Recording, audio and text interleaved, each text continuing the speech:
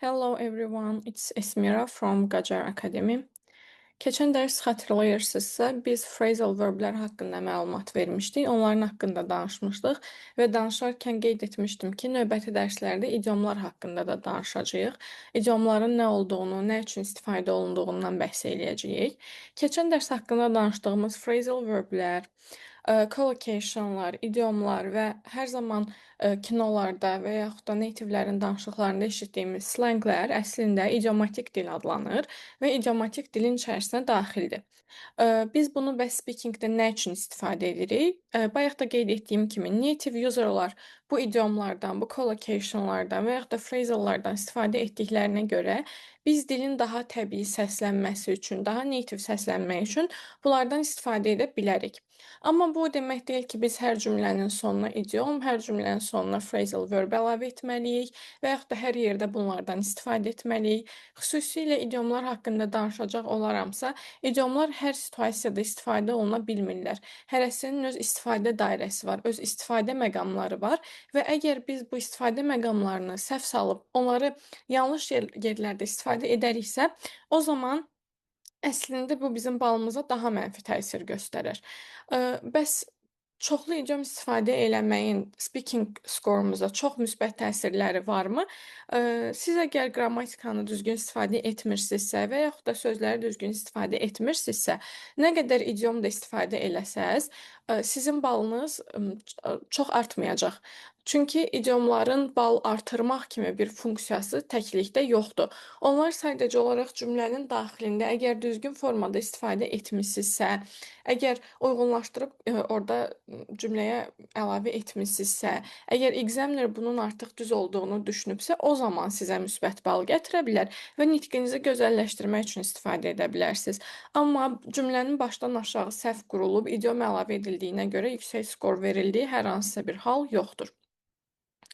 Biz bugün 8 idioma baxacağıq, onların mənalarını müzakirə eləyəcəyik və hər biri ilə bağlı imtahan tipli suallar və cavablar yerləşdirmişəm. Sonda isə konkret bu idiomların istifadə oluna biləcəyi sualları əlavə etmişəm. Siz özünüz fərdi şəkildə həmin o suallardan istifadə edərək həm speakinginizi yaxşılaşdıra bilərsiniz, həm onların üzərində məşq edə bilərsiniz, həm də buradakı idiomlardan istifadə edə bilərsiniz.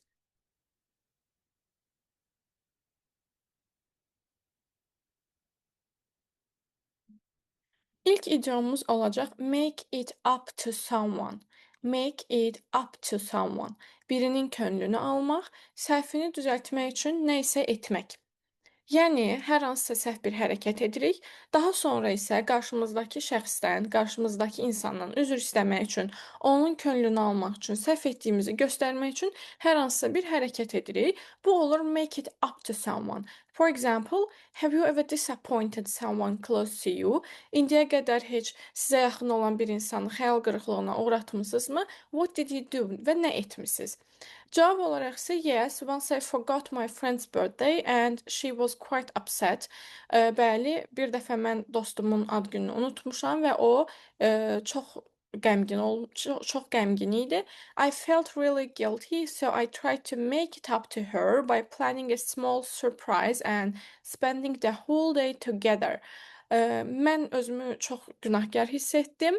Beləliklə çalışdım ki, onun könlünü almaq üçün kiçik bir sürpriz hazırlayım, sürpriz planlayım. Daha doğrusu kiçik bir sürpriz planlamaqla və bütün günü birgə keçirməklə onun könlünü almağa çalışdım. Növbəti idiomumuz olacaq have a soft spot for someone. Have a soft spot for someone. Bunu bəlkə də filmlərdə də eşitmisiniz. Məsələn, öz yaxın bir insanları haqqında danışıb deyirlər ki, I always have a soft spot for example, Emily. Mənim ona qarşı hər zaman xüsusi bir zəifliyim, bir simpatiyam var. Yəni o mənim yumşaq nöqtəmdir. Birəbir tərcümədə tamam fərqli mənalar verirlər. Necə ki, atalar sözləri tamam fərqli mənaya gedib çıxa bilər, amma özlərinin daxilində olan məna, altında yatan məna tamam fərqlidir. Məsələn, have a soft spot for someone bunun birbaşa tərcüməsində eyni mənaya gəlmir, amma idiomatik qarşılığı kiməsə qarşı zəifliyi, xüsusi simpatiyası olmaq, hətta kövrək bir hissəsi olmaq da deyə bilərik. Is there someone you feel especially protective toward? Eee, Elə bir insan varmı ki, ona qarşı özünü xüsusilə protective, yəni qoruyucu hiss edirsən? Cavab olaraq isə definitely. I have a soft spot for my younger cousin because I've known him since he was a child. Bəli, qətiyyətlə mənim hər zaman xüsusi bir simpatiyam, zəifliyim var öz kuzenimə.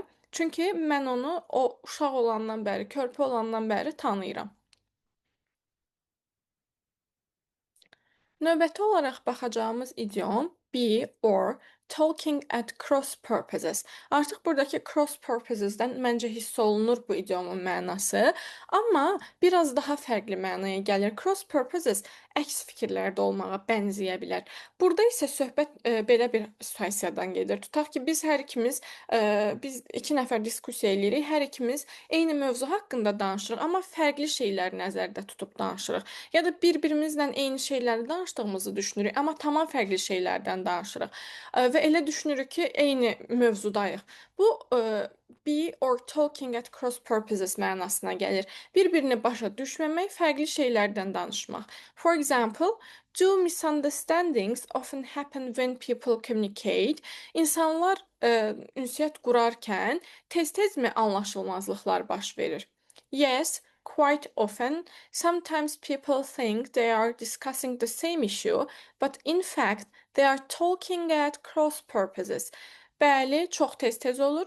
Bəzən kifayət qədər tez-tez olur. Bəzən insanlar düşünürlər ki, onlar eyni problemi, eyni məsələni diskussiya edirlər, amma əslində onlar bir-birlərini başa düşmürlər və ya tamam fərqli şeylərdən danışırlar. Dördüncü olaraq baxacağımız idiomumuz keep someone or something at the bay. Uzaqda saxlamaq, nəzarət altında saxlamaq. Biz bunu bizə qarşı olan mənfi şeylərlə də istifadə edə bilərik, insanlarla da istifadə edə bilərik. Məsələn, deyə bilərəm ki, mən şəkəri özümdən uzaq saxlayıram. Bu something kateqoriyasına girəcək və yaxud da hər hansısa bir insandan danışıb həmin insanı uzaqda saxlayıram da deyə bilərəm. How do you deal with stress or negative emotions?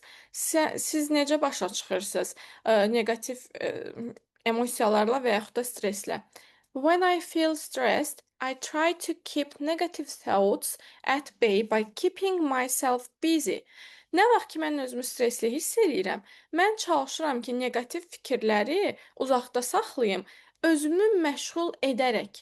Yəni özümü məşğul etmək vasitəsilə neqativ fikirləri özümdən uzaqlaşdırıram. Beşinci idiomumuz keep yourself to yourself.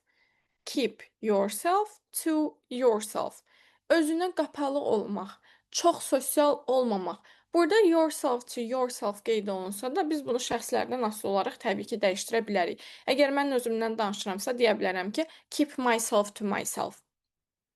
For example, are you an outgoing person or quiet person?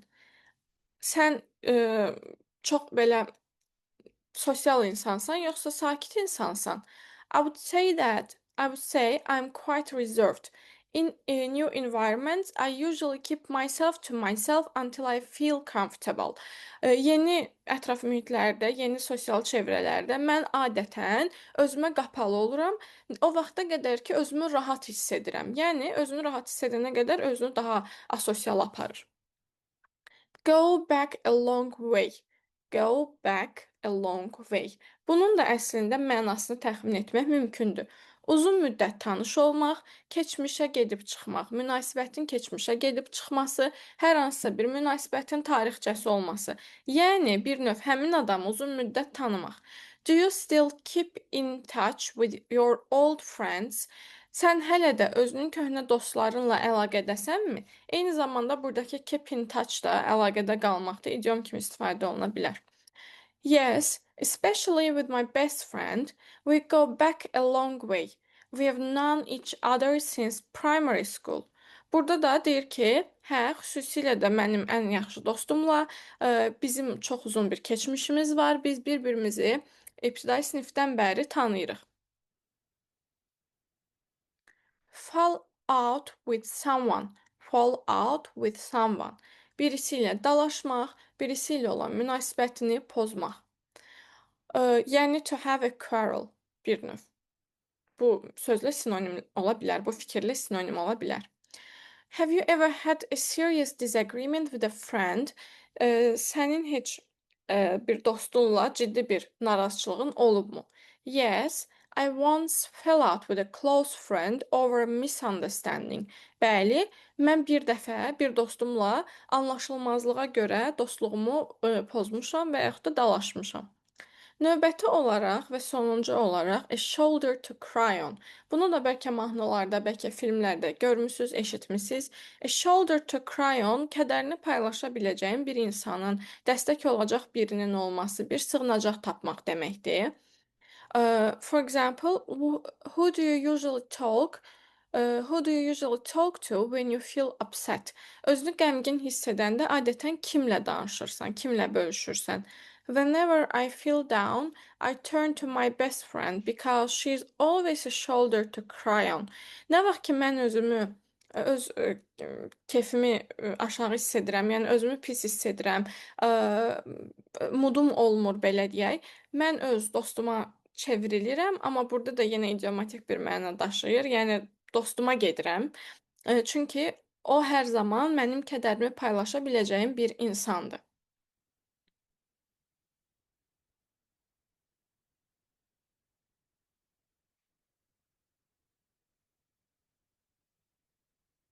Son olaraq bizim baxacağımız şeylər bayaq qeyd elədiyim suallardır.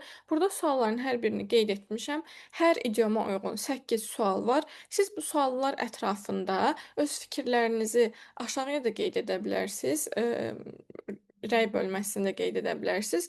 Özünüz də bu sualların ətrafında düşünüb bunları cavablandıra bilərsiniz və özünüz suallarınızı cavablandırarkən istəyirsinizsə, mümkündürsə voice record götürə bilərsiniz və daha sonra qayıdıb öz voice recordunuzu dinləyib oradakı səhvlərinizi görə bilərsiniz. Bu sualların cavablandırarkən də içərisinə bayaqkı idiomlardan istifadə etmək mümkündür və ya ümumilikdə cavablandırmağa çalışa bilərsiniz və bunların ətrafında düşünə bilərsiniz. Ümid eləyirəm ki, bu video sizin üçün yararlı olacaq.